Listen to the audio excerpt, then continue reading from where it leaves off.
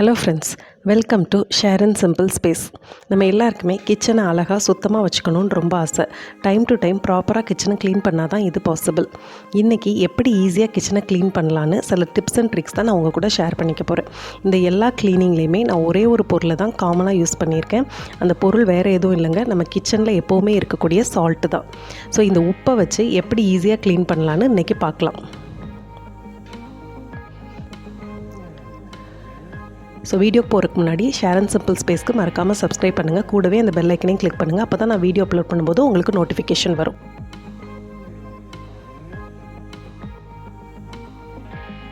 நம்ம கிச்சனில் வேலை செய்யும்போது சில நேரம் முட்டை தவறுதலாக கீழே விழுந்து உடஞ்சிரும். இதை க்ளீன் பண்ணுறது ரொம்ப கஷ்டமான வேலையாக இருக்கும். இதை எப்படி ஈஸியாக க்ளீன் பண்ணலாம் அப்படின்னா, இந்த உடஞ்ச முட்டை மேலே நல்லா உப்பு ஸ்ப்ரெட் பண்ணி விட்டுக்கோங்க. அந்த முட்டையை ஃபுல்லாகவே கவர் பண்ணுற மாதிரி உப்பை ஸ்ப்ரெட் பண்ணிடுங்க.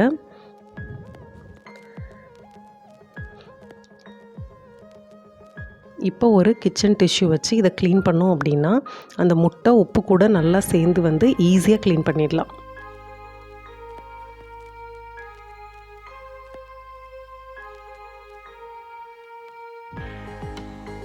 சரி, நம்ம உப்பை மேலே போட்டு க்ளீன் பண்ணுறதுனால அந்த இடத்துல எந்த ஸ்மெல் கூட இருக்காது. ட்ரை பண்ணி பாருங்கள். நான் இங்கே ஒரு ஸ்ப்ரே பாட்டிலில் 2 டீஸ்பூன் உப்பு சேர்த்துக்கிறேன்.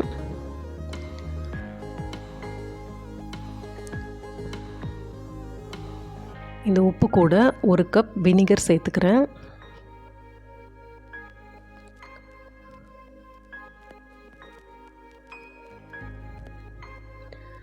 ஒரு கப் வினிகருக்கு 2 கப் தண்ணி சேர்த்துக்க போகிறேன்.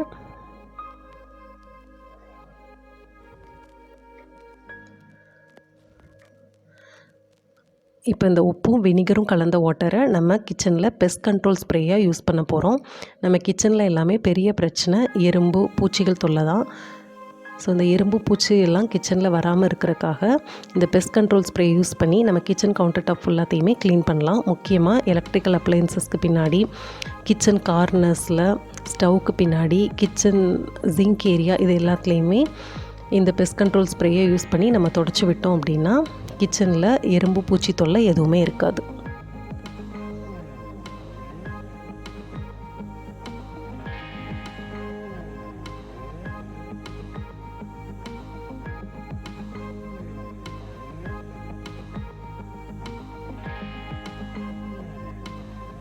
நம்ம கேஸ் ஸ்டவ் பர்னர் எல்லாமே தொடர்ந்து யூஸ் பண்ணும்போது இது மாதிரி ரொம்ப கருப்பு பிடிச்சி அழுக்காயிடும். ஸோ இதை நம்ம ப்ராப்பராக க்ளீன் பண்ணல அப்படின்னா ஸ்டவ் ஒழுங்காக எரியாது. ஸோ அதுக்கு நான் இங்கே ஒரு கிண்ணத்தில் 2 டீஸ்பூன் உப்பும் 1 கப் வினிகரும் சேர்த்து அதில் இந்த கேஸ் பர்னரை நைட் ஃபுல்லாக ஊற வச்சுருக்கேன். ஸோ இது அடுத்த நாள் காலையில் நம்ம எடுத்து பார்க்கும்போது அவ்வளோ அழுக்கு இருக்குது அந்த தண்ணியில். ஸோ இப்போது இந்த பர்னரை ஒரு ப்ரஷ் வச்சு நல்லா க்ளீன் பண்ணிடலாம். நைட்டு ஃபுல்லாக நம்ம வினிகரில் ஊற வச்சதுனால அதோட அழுக்கு எல்லாம் ஈஸியாக க்ளீன் ஆகிடும். இப்போ பாருங்கள், இந்த பர்னரில் உள்ள எல்லா அழுக்குமே நல்லா க்ளீன் ஆகிருக்கு. ஸோ அதோட ஹோலில் உள்ள அடப்பும் எல்லாமே நீங்கியிருக்கும். இப்போ யூஸ் பண்ணும்போது கேஸ் ஸ்டவ் நல்லா எரியும். இங்கே ஒரு பாத்திரத்தில் தண்ணி வச்சுருக்கேன். இதில் 2 டீஸ்பூன் உப்பு சேர்த்துக்க போகிறேன். ஸோ இந்த சால்ட் வாட்டரில் நம்ம கிச்சனில் யூஸ் பண்ணுற ஸ்க்ரப்பரை ஊற வைக்க போகிறேன். ஏன்னா ஸ்க்ரப்பரில் நிறைய ஜெர்ம்ஸ் இருக்கும். ஸோ இந்த ஜெர்ம்ஸை ரிமூவ் பண்ணுறதுக்காக நம்ம சால்ட் வாட்டரில் ஒரு 30 மினிட்ஸ் ஊற வச்சு அதுக்கப்புறம் வாஷ் பண்ணோம் அப்படின்னா அதில் உள்ள ஜெர்ம்ஸ் எல்லாம் ரிமூவ் ஆகிடும். இல்லை அப்படின்னா நம்ம சால்ட் வாட்டரில் ஊற வச்ச ஸ்க்ரப்பரை ஒரு மைக்ரோவேவில் 2 மினிட்ஸ் வச்சு எடுத்தாலும் அதில் உள்ள ஜெர்ம்ஸ் எல்லாம் ரிமூவ் ஆகிடும். நம்ம கிச்சனில் டெய்லி யூஸ் பண்ணுற கட்டிங் போர்டை ப்ராப்பராக க்ளீன் பண்ணுறது ரொம்ப அவசியம். அதுக்கு நான் இந்த கட்டிங் போர்டு மேலே 2 டீஸ்பூன் உப்பு, அது கூட ஒரு ½ லெமன் ஸ்க்யூஸ் பண்ணி விட்டுட்டு அந்த லெமன் வச்சு இந்த கட்டிங் போர்டை நல்லா க்ளீன் பண்ணிக்க போகிறேன். 2 பக்கமும் நல்லா க்ளீன் பண்ணிக்கணும். ஸோ இந்த லெமன் உப்பு வச்சு க்ளீன் பண்ணும்போது இந்த போர்டில் உள்ள எல்லா அழுக்குமே நீட்டாக வந்துடும். ஸோ இப்போ இதை ஒரு தண்ணி வச்சு நல்லா கழுவிட்டு ஒரு ட்ரையான கிளாத் வச்சு நல்லா தொடச்சிடலாம். ஏன்னா கட்டிங் போர்டில் ஈரம் இருக்கக்கூடாது உட்டில். ஸோ நல்லா ட்ரை பண்ண பிறகு 1 டீஸ்பூன் எண்ணெயை ஃபுல்லாக ஸ்ப்ரெட் பண்ணி விட்டுக்கலாம். நம்ம அப்பப்போ இது மாதிரி எண்ணெய் போட்டு கட்டிங் போர்டை வைக்கும்போது அதோட லைஃப் நிறைய நாள் வரும். என்ன தான் நம்ம மிக்ஸி ஜாரை டெய்லி க்ளீன் பண்ணாலும் இந்த பிளேடுக்கு கீழே நிறையா அழுக்கு இருக்க வாய்ப்பு இருக்குது.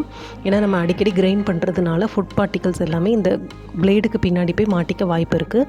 ஸோ இதை எப்படி க்ளீன் பண்ணலாம் அப்படின்னா, இந்த ஜாரில் ஒரு 2 டீஸ்பூன் கல் உப்பு சேர்த்துக்கிறேன். ஸோ இந்த கல் உப்பு கூட 2 ட்ராப் டிஷ் லிக்யூடும் கொஞ்சமாக ஹாட் வாட்டரும் சேர்த்துக்கிட்டு நம்ம மிக்சியில் நார்மலாக சட்னி அரைக்கிற மாதிரி நல்லா கிரைண்ட் பண்ணிக்க போகிறேன். இப்போ பாருங்கள் அந்த தண்ணியில் எவ்வளோ அழுக்கு இருக்குதுன்னு. நம்ம இது மாதிரி கல் உப்பும் ஹாட் வாட்டரும் போட்டு க்ளீன் பண்ணும்போது அந்த பிளேடுக்கு கீழே இருக்கிற எல்லா அழுக்குமே நல்லா வந்துடும். கல் உப்பு எதுக்கு போடுறோம் அப்படின்னா, ஸோ பிளேடு ஷார்ப்பாக இருக்க அது ஹெல்ப் பண்ணும். நம்ம தோசைக்கல்லை ஃப்ரீக்வெண்ட்டாக யூஸ் பண்ணும்போது அதில் இது மாதிரி எண்ணெய் பிசுக்காக படிஞ்சிரும் சைடில். ஸோ அதை எப்படி ஈஸியாக ரிமூவ் பண்ணலான்னா, தோசைக்கல் சூடாக இருக்கும்போதே ஒரு தோசை கரண்டியை வச்சு அந்த சைடில் உள்ள எண்ணெய் பிசுக்குகள் எல்லாம் நல்லா இழைச்சி எடுத்துடலாம்.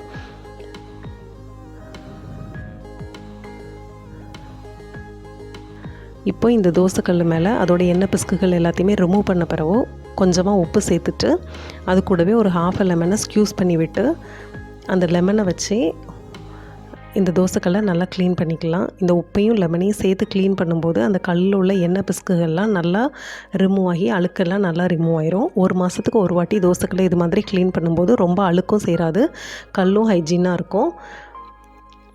ஸோ இப்போ இதை நல்லா கழுவியாச்சு. இதை ஈரத்தோடு அப்படியே வைக்கக்கூடாது. அதனால் ஒரு ட்ரை கிளாத்தை வச்சு நல்லா தொடச்சிட்டு இதை அடுப்பில் வச்சு 1 டீஸ்பூன் எண்ணெய் சேர்த்து அந்த தோசைக்கல்லோட எல்லா பக்கமும் நல்லா ஸ்ப்ரெட் பண்ணி விட்டுக்கலாம். நம்ம கிச்சன் சிங்கில் அழுக்கு பாத்திரம்லாம் போடுறதுனால இந்த கிச்சன் சிங்கில் சில சமயம் பேட் ஸ்மெல் அடிக்கும். அதே மாதிரி இந்த கிச்சன் சிங்கில் இருந்து தான் நிறைய பூச்சி வர்றதுக்கு வாய்ப்பு இருக்குது. ஸோ இந்த பேட் ஸ்மெல்லை அவாய்ட் பண்ணுறதுக்காகவும் பூச்சிகளை வராமல் தடுக்கிறதுக்காகவும் இந்த கிச்சன் சிங்க் உப்பு ஃபுல்லாக ஸ்ப்ரெட் பண்ணிக்க விட்டுக்க போகிறேன். ஸோ இந்த உப்புக்கு மேலே ஒரு ஹாஃப் லெமனை ஸ்க்யூஸ் பண்ணி விட்டு இந்த உப்பையும் லெமனையும் சேர்த்து இந்த கிச்சன் சிங்கை நல்லா க்ளீன் பண்ணிக்கலாம். ஸோ இது மாதிரி உப்பும் லெமனும் சேர்த்து க்ளீன் பண்ணும்போது இந்த லெமன் அந்த பேட் ஆடர் எல்லாத்தையுமே ரிமூவ் பண்ணுறதுக்கு ஹெல்ப் பண்ணும்.